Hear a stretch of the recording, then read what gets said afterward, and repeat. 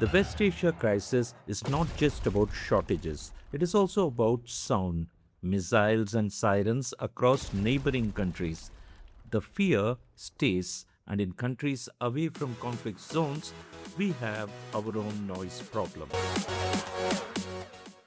As he was putting together a story on clean air, music was blaring in the open banquet hall in our neighborhood, a familiar weekend ritual, and for many around, a familiar disturbance.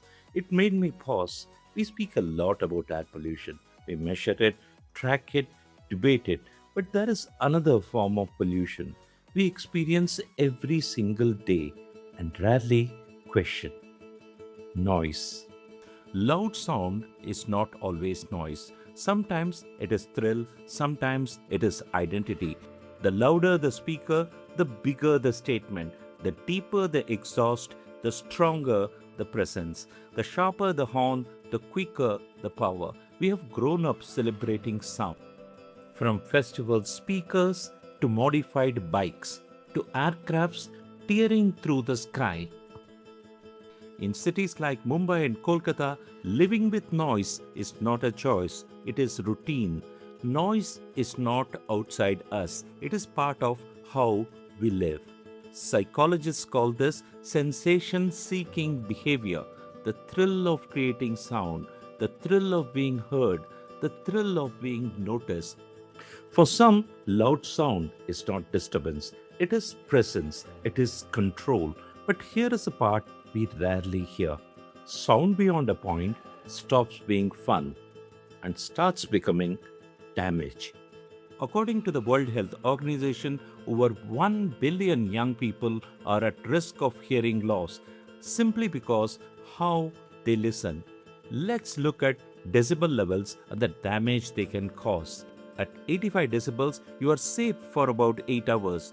At 100 decibels, damage can begin in just 15 minutes. At 120, it crosses into pain. And in our cities, we cross these levels almost every day. Traffic junctions can hit 100 decibels. A single horn can cross 110. Modified exhausts even more. The irony: many who lose their hearing are the young, losing a lifetime of sound for moments of noise. In India, limits exist.